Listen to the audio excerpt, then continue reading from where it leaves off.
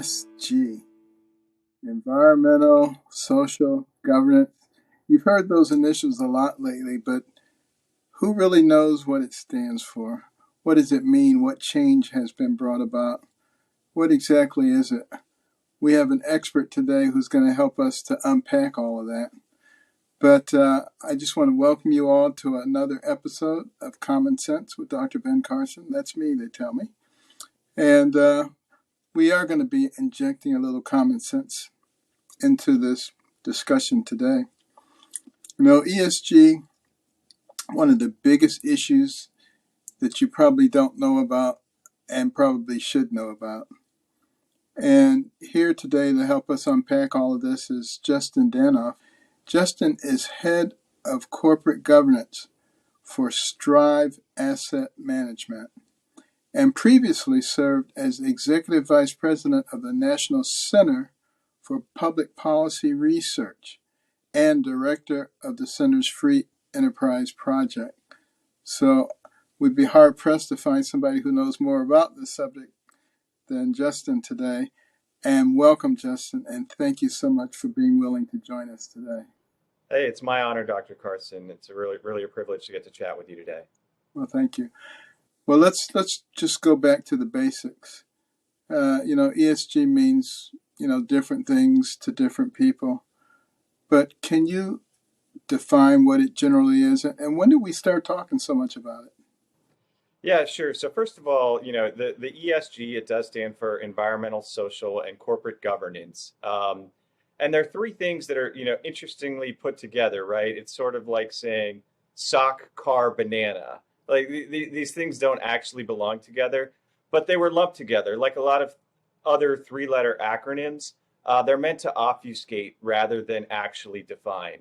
I was in a room maybe 7 or 8 months ago with thought leaders that are pushing back on the ESG initiative. And that was actually the first thing I asked. There was about 35 of us in a round table, and I asked everyone for their own definition of ESG. I got 35 different answers, Dr. Carson. That is a design of ESG. That's a feature, not a bug, by the way. Again, it's designed to obfuscate. But if I were to, give my definition of what ESG really is, it is whatever an activist group is trying to achieve through big business that they can't otherwise achieve in our culture. Yeah. And so what do I mean by that? We have a political process. We have a legal process. We have state houses, local governments, and Capitol Hill, which are designed and were set up by our founders to answer political questions, right? Because who elects those folks? The American citizens. And so they are held to account by the citizenry. And when some of these activist organizations don't get what they want through the ballot box, through the political process, they're often trying to go through the back door of business to achieve those same ends. We can give some very concrete examples. It would be unconstitutional, let alone violate dozens of federal and state laws, to mandate that corporate boards have affirmative action policies, right? Right. Well, that's okay, say the activists. We'll just go to the corporate proxy ballot and demand the same. And again, this is happening on issue after issue after issue, and they all fall under this banner of ESG. So that's kind of how I look at it from a broader perspective. Well, that certainly is a very good perspective to look at it from. But what happened in this whole process to the concept of shareholder value? Yeah, it's a great question. I think that, what happened over time is the actual owner of capital got further and further and further away from the shareholder vote and the true fiduciary nature. So what happened? We had these passive funds start. Right now, Strive Asset Management, we're in the ETF business. Mm-hmm. In the passive world, there are three firms. They're BlackRock, State Street, and Vanguard that control $20 trillion or thereabouts in assets under management. Dr. Carson, that's on par with the GDP of the United States of America. So this is a lot of power concentrated in few hands. And what they do is they use their voice and their vote to engage with the businesses in their underlying holdings to advance very often ESG causes. And what do I say by the true owner of capital has moved further and further away from that action? Well, let's just take a pension holder in a state like Texas, for example, or a state like Florida. Well, they put their money with the pension fund manager, right? Who then allocates that money upstream to a BlackRock, State Street, or Vanguard, who then pushes ESG initiatives that many times that true capital owner, that firefighter, nurse, police officer, teacher in Texas or Florida or elsewhere actually disagrees with. Right. And so there's been this divorce from the owner of capital all the way up to the asset manager acting in ways that they don't have approval from that capital owner to act, by the way. Absolutely. They've actually found a way to totally empower themselves without the permission of anybody. And they do what they want to do, and they've usurped the power of the people, essentially. Yeah, I mean, look, I think it's very fair to say that, 250 years after we threw off the shackles of the British, we're fighting a different kind of monarchy here in the United States of America. Again, if you think about just the CEOs of, BlackRock, State Street, and Vanguard, that's three people controlling $20 trillion of other people's money and using it in ways that they largely disagree with. They're under the S of ESG. There are shareholder proposals all over the place that try and divide us by race in this country. Right. A lot of them fall under the banner of racial equity audits. Well, what are these? These are extreme bean counting measures. They're very involved. They're very politicized, where you have to look at your supply chain all the way up to your board and everywhere in between and report on, DE&I initiatives, report on your EEO numbers, EEO1, EEO2, and the like. And who are the folks that are running these racial equity audits? Well, none other than Eric Holder out of his seat at Covington, Loretta Lynch at her law firm. And so, again, when ESG advocates attempt to obfuscate, as I said, this is part of what ESG is all about, well, they say that this isn't politicized. This is just long-term interest. This is business interest. Point to that example to show if it's not politicized, why are Loretta Lynch and Eric Holder the ones running these racial equity audits? Exactly. Well, proponents like Klaus Schwab of the World Economic Forum has argued that stakeholder capitalism is the best response to today's social and environmental issues. Is he right? Not at all.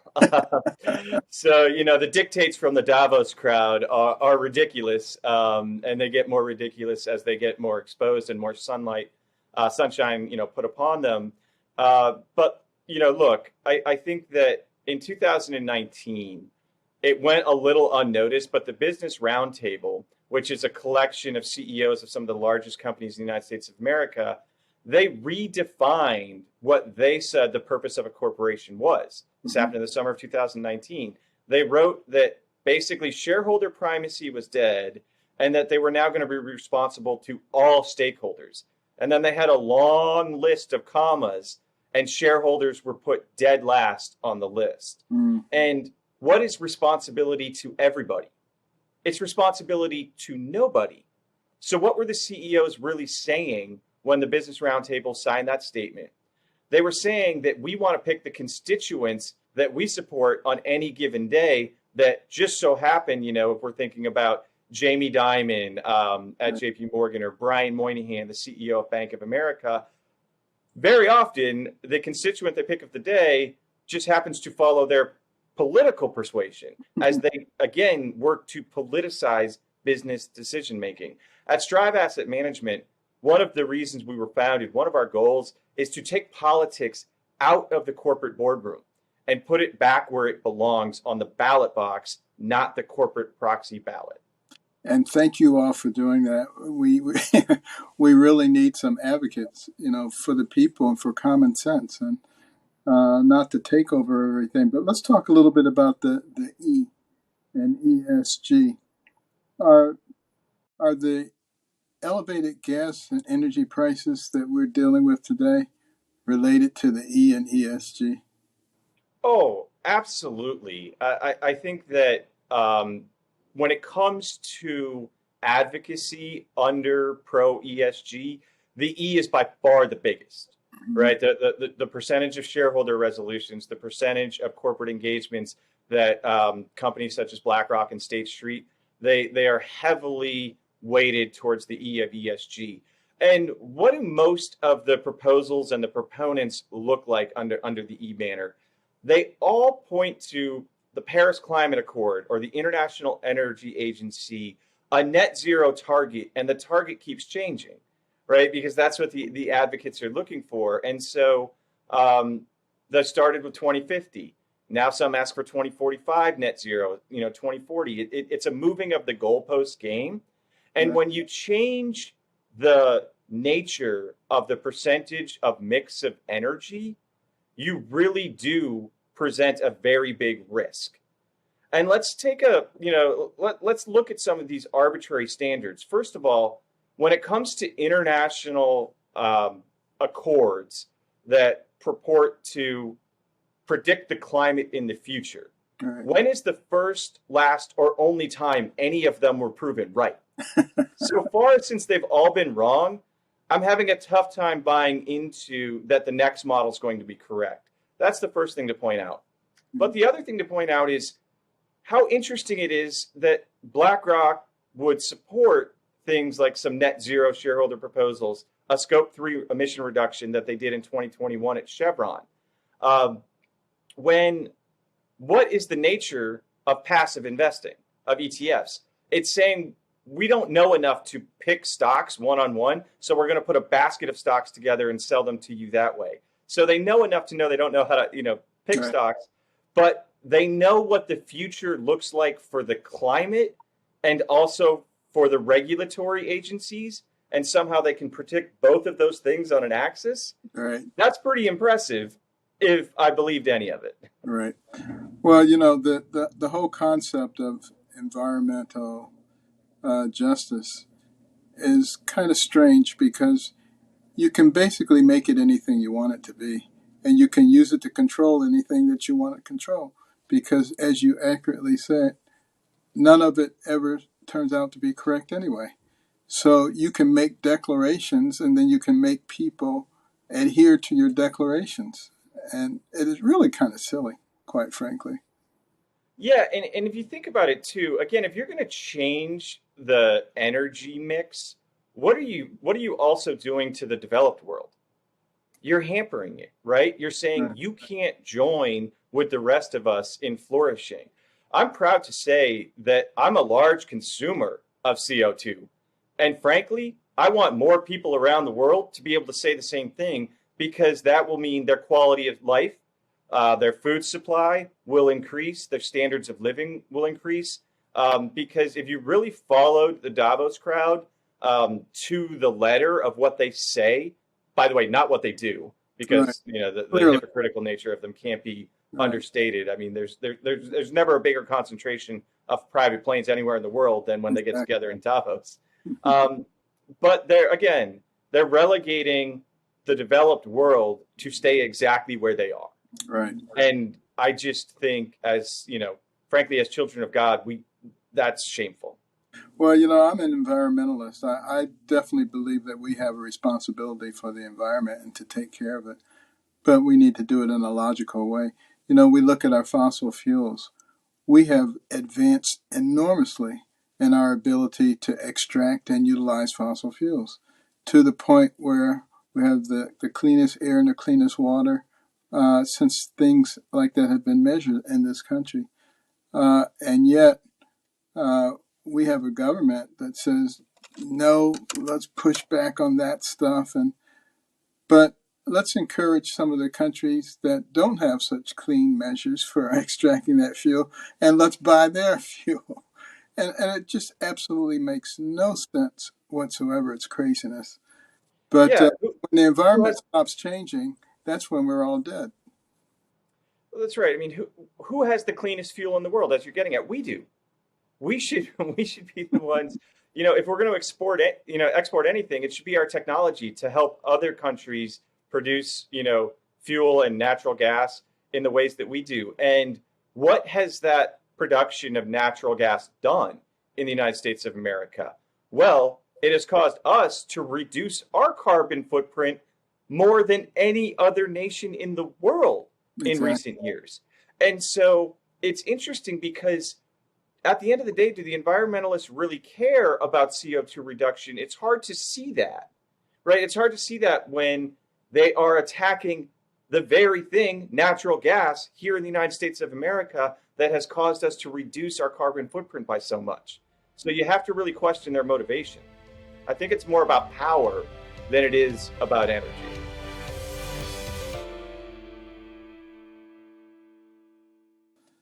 The S in ESG. Now, we just talked about the E, the social, the diversity and inclusion, all of these things that you've heard so much about lately. Uh, what are the pros and cons of diversity and inclusion when we're talking about corporate governance? Yeah, it's a great question. I think that true diversity is something that's not talked about nearly enough. And so when it comes to the S of ESG, if you think about board diversity, I have filed hundreds of shareholder resolutions over the years. And for many years, some of the social activists filed resolutions seeking affirmative action for boards of directors, gender mix and makeup of boards of directors. And a lot of companies went ahead and agreed to adopt those policies, Amazon, Facebook, the like, to the point where, Jesse Jackson was clamoring for these at lots of shareholder meetings, for example. And a lot of folks ask me, like, Justin, why are shareholder proposals so important? Well, they tend to actually move the cultural needle. And so, 5 and 6 years ago, again, it was Jesse Jackson, groups like the SEIU, who were pushing for affirmative action for boards of directors. Well, fast forward a couple of years, and that's when NASDAQ put forth a rule that was rubber stamped by the SEC that will end up going through the courts, whereby they are going to actually delist your company from the NASDAQ if you don't have a diverse enough board in their eyes. And again, they're talking about race and gender. Right. And Goldman Sachs made their announcement that they would no longer finance a company's IPO, that's their initial public offering, unless they had a diverse enough board in Goldman Sachs's eyes. And so it's very interesting that, on issue after issue, shareholder proposals start with activists such as Jesse Jackson and then move to the mainstream with the NASDAQ and Goldman Sachs. And that Mm-hmm. happens quite regularly. But what I found pretty fascinating is I filed a lot of resolutions because, social conscious is good and diversity is good on corporate boards. Sure. I think you would agree with that. But when you're a leader of a group, what is a major concern? Groupthink at the top. And so I filed true diversity resolutions asking for companies to consider different perspectives, different viewpoints. And in this day and age, as business is getting more and more political, I asked them to consider if they have any ideological problems, if they're all ideologically in lockstep, and if they needed to look at a better balance there. And a lot of companies resisted that very thought. But I Yeah. think society writ large would benefit if we looked at diversity in a true way rather than just the outward appearance of an individual. Well, part of the issue is that people have not, or a lot of the people have not come to the realization that our diversity and inclusion has improved dramatically over the last few years without somebody mandating a specific number here or a number there. There was a time when we talked about quotas as a bad thing. Now we're sort of micromanaging the quota system with these kinds of requirements. And what do those kinds of requirements do to the whole concept of merit? It kills it. and it's soul crushing. And I think that, when you talk about United Airlines setting a quota for, black and brown pilots, this is a very real thing. Microsoft announced a plan that they were going to have a certain quota system for, I think, VP level or above, something like that, that under the Trump administration, the Department of Labor was actually looking into. And of course, under the Biden administration, they stopped looking into it because as a government contractor, that's frankly illegal. And so I think that it crushes the idea of merit, but think about what it says about affirmative action in college, Right. right? Affirmative action in college was supposed to be about equality of increasing equality of opportunity.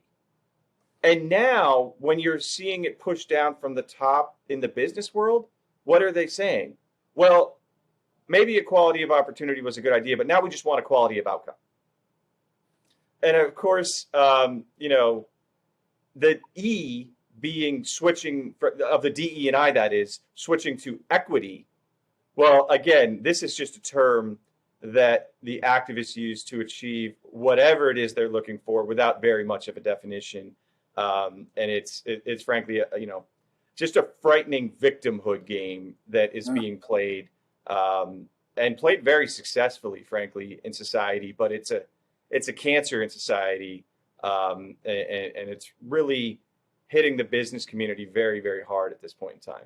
Well, when you look at the incredible benefits of a meritocracy, you look at this country and how it rose from nothing to the pinnacle of the world in record time, because we, in fact, wanted to have whoever was the best person to do something. Now, there's no question that there was a time when we suppressed a certain part of the population so that they didn't get the kind of training that was necessary to become the best. But we're in the process of remedying that and have remedied that to a substantial degree now. And I don't think there are a whole lot of people who walk around and just look at the person's color and say, that person's not going to be good, this person's going to be good. We don't do a whole lot of that. There's still some few holdouts, but Neanderthals, but there are not a whole lot of them anymore. And, we need to take that into account, I think, in the way that we do things if we want to create a harmonious society.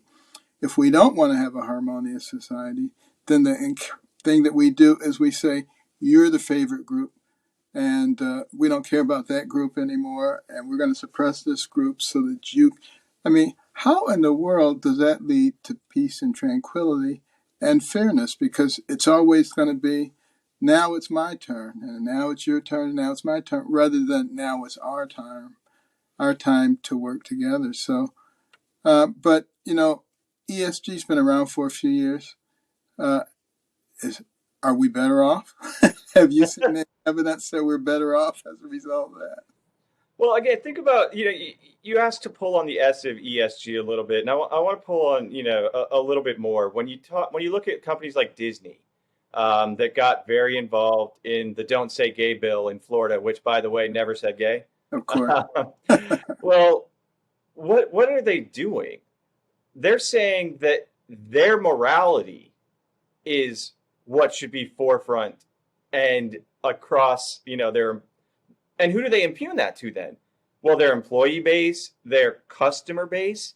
And if you poll the employee base, if you poll the customer base, this is not what they want at all. Clearly. And so I look at it this way. If you look, Bank of America debanks their gun clients, right? They cancel some of their energy clients that in the traditional fossil fuel space.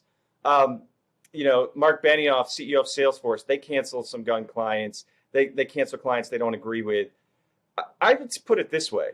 If you look to Disney or Bank of America or BlackRock for your moral compass, your moral compass is broken. You're in trouble.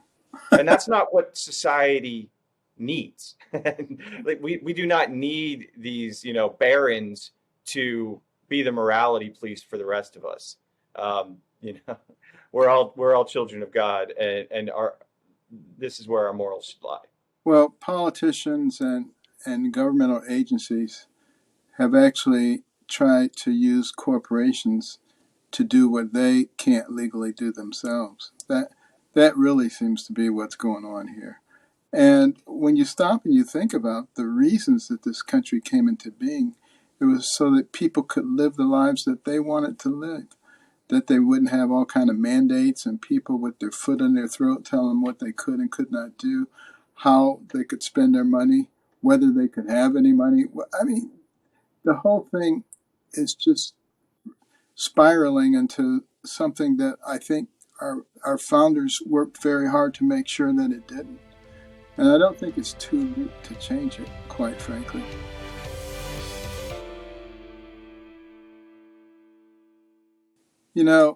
Interestingly enough, I think we were all surprised to some degree and disappointed to learn that big tech has been working with the government to suppress the speech and the opinions of people with whom they disagree. How dangerous is that? Oh, very, very dangerous. I mean, you can think about the future. The future. Think about what the CCP does, right? Mm-hmm. They technically can run any business they want because the businesses are responsive to the CCP. This is CCP light, and if we get to the point where it's CCP equivalent, we're in real trouble here, Dr. Carson, Yeah. because you're exactly right. What we've learned from the Twitter files, now that Elon Musk has taken over, and laid bare everything that was going on in the previous years. The FBI had a very heavy hand in suppressing issues such as related to COVID, for Right. example, relating to political speech that they disagreed with. Facebook, same thing. YouTube, same thing. And so the fact that they are acting as a de facto arm of the government when they're acting at the government's request. And so I think that a couple of things need to happen. First, lawsuits need to start abounding. Yeah. Not a lawsuit here or there, many, many lawsuits. Because again, it's hard to say that you're not taking a government action when it's speech and you're acting on behalf of the Federal Bureau of Investigation. So I just think that Yeah. defense is now completely out the window, Absolutely. especially at the social media companies. And wouldn't there be a good basis for some lawsuits to these corporations because they're supposed to be managing the assets that people give to them in order to increase shareholder value, not in order to achieve some social goal. So they've sort of broken the contract with the people. Is there potential liability there? Oh, 100%. I think that, the business judgment rule has been used as a cudgel way too much to, suppress shareholder derivative lawsuits, for example. But that doesn't mean folks shouldn't keep trying.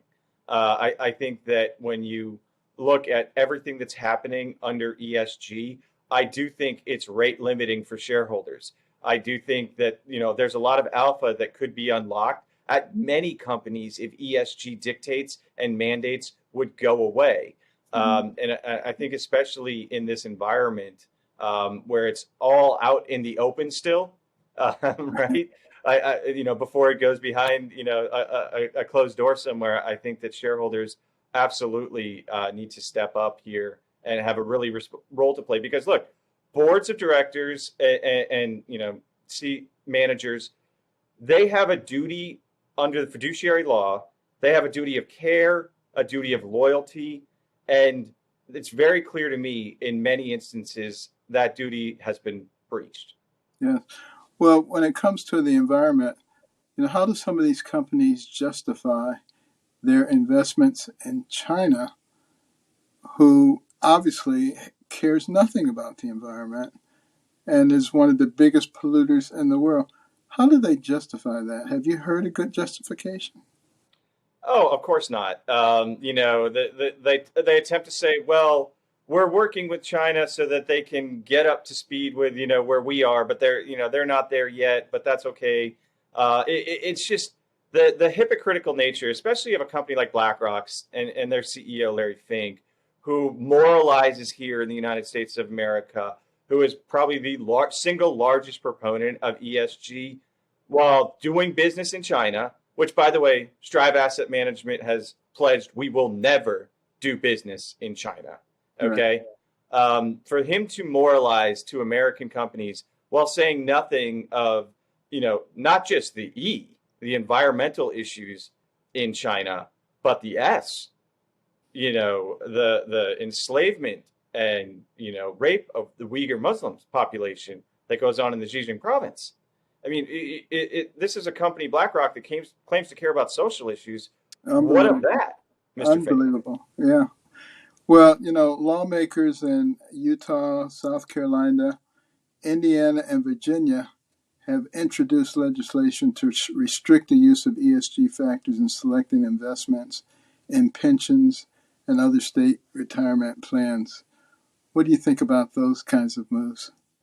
I think it's great, and it's beyond the state level. We've got it. We've got an issue at the federal level right now that's pretty scary as well. That maybe not a lot of folks are paying attention to. So, I applaud those states because as the state pension, you are responsible. You have the fiduciary responsibility to the pension holders, and so if you are investing for ESG purposes, you have a sole fiduciary responsibility that you are breaking if you even introduce mixed motivations.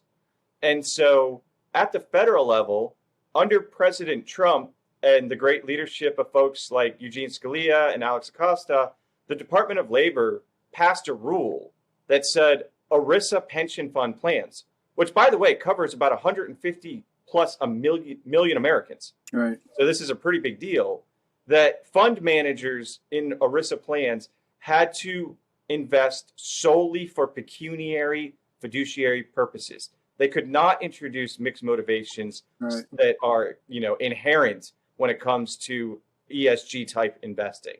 The Biden administration put forth a rule in November that would allow ESG back into every single ERISA plan. Exactly. That mixed motivation and ESG would be allowed, again, affecting 152 million Americans, about approximately $12 trillion in retirement money that should go to Americans. And it's crazy to me, Dr. Carson, that we've gotten to a point where this is politicized. We're talking about the S of ESG. You know what a really good social good is in society? It's retiring with dignity. Exactly. And when you mess with someone's retirement plan, you take away some of their dignity. And this should not be a political issue. I like to say a liberal middle school teacher in San Francisco that teaches things that I might abhor still wants to retire with dignity. So, just as much as, some MAGA loving Republican sheriff in Texas, like both of them should be able to retire with dignity. So the fact that the Biden administration is trying to politicize the retirement and take away folks' dignity, I think that that's a shame. But there's hope there. There's bipartisan legislation in the Senate that would halt this in its tracks. And additionally, 25 states have sued the Biden administration to try and stop it. So, let's pray for success of one or two of those avenues because this DOL is out of control. Yeah, it's very encouraging to see that we have some of the governors who basically are starting to stand up for the people, and they're taking some punches for it. But in Texas, they implemented a ban on municipalities doing business with financial firms that shun fossil fuels and the gun industry. And I guess this is the reason that we have 50 states. Each one is a laboratory. You can see which ones work the best, and which are the states that everybody seems to be flooding to, and which are the states that everybody seems to be leaving. I think there's something there. And then in August of last year, DeSantis approved a resolution that bars the state of Florida pension fund from considering ESG factors in making investment decisions. And there are a number of other states who are enacting similar legislation. So what do you think Congress can do in a situation where we have divided power in the Senate and in the House You think there's any hope unless we have control of both houses and the presidency? Well, I think that there is hope. Again, this piece of legislation to stop the Department of Labor rule, for example, only needs a majority vote in the Senate. It doesn't need to pass a 60 vote threshold.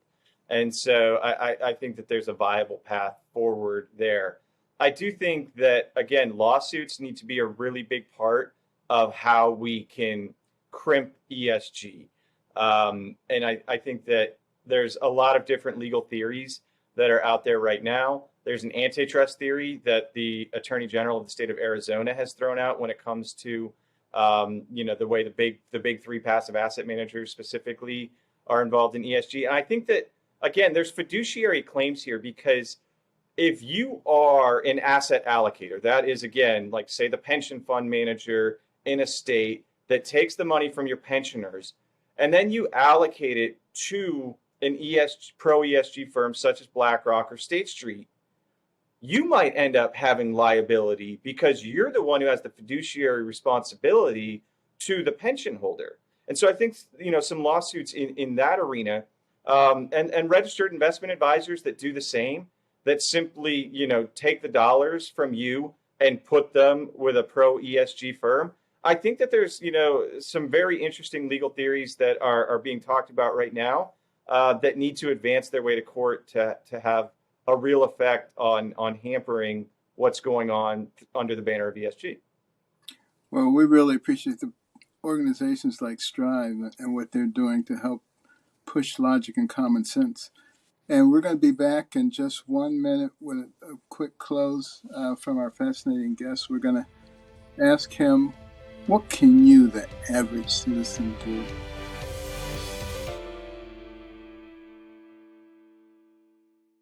We've had a fascinating discussion today about ESG. I think everybody now has a much clearer understanding of it. But I'm sure the question is lingering in your mind, what can you, as a private citizen, do, if anything? Or are we just passive and we just sit back and hope for the best? And I'd like to ask our guest, Justin Danhof, what can the average citizen do who's really concerned about, social justice, who's concerned about the environment, but who also is going to be retiring someday and would like to be able to do so in dignity? Yeah, it's a great question, and there's actually a lot that everyday Americans can do in this fight. First is vote. And I'm not talking about political elections, although those are very important in the ESG debate. I'm talking about the corporate proxy ballot. Largely in the spring, but every year there are tens of thousands of votes that take place that many everyday Americans have a right to take advantage of that they don't. And this happens at annual shareholder meetings of publicly traded companies. At some companies, the retail meaning individual investors, vote at like less than the rate they do for municipal elections, like in the teens, in the 20, 30% is high. And so you have a franchise that you're not using. And a lot of ESG issues are being debated and decided on that corporate proxy ballot. So you can vote for, board members, you can vote for management proposals and shareholder proposals. It has a lot of effect, but the evidence shows Americans aren't showing up to voice their opinion there, which, by the way, amplifies the voices of institutional shareholders such as BlackRock, State Street, and Vanguard, because they do vote. And then their vote has an outsized influence. So that's the first thing you can do. Mm-hmm. The second thing you can do is, if you have money in the capital markets, come to strive.com.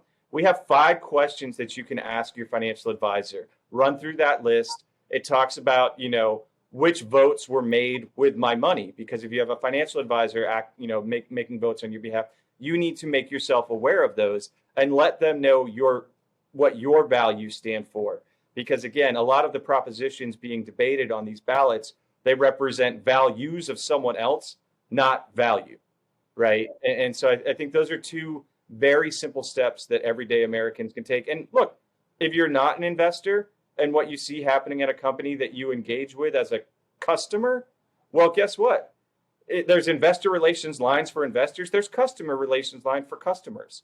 Mm-hmm. Call, talk, if you think that, an issue that's happening at a bank that you have a banking relationship with, go sit down and talk with the manager. If it's a retail store that you have an issue with that's pushing an ESG agenda that you disagree with, go have a talk with the manager of your local store. I think that you'll find those discussions enlightening Yeah. because when you engage and get involved, you can have a lot of impact. Those are words of great wisdom. And, I remember as Secretary of HUD, when actual people sat down with me and talked with me, it had a much bigger impact than a bunch of papers and things that people brought in. You would be amazed at how much influence you have. And, your representatives, they like to hear from you too. And when they know that you're behind them, it gives them a lot more courage than if they think that they're kind of out there by themselves. So there's a lot that we as individuals can do. And the last thing we need to do is sit back and just let things be as they are, because you are the one who makes the difference in the environment. The person who has the most to do with what happens to our country is you, no one else. And I want to thank our fascinating guests, Justin Danhof, the Strive organization, for being patriots, for helping people to be able to interpret what's going on and make logical, common sense decisions in their lives. Thank you so much, sir, for being with us today. Thank you, Dr. Carson.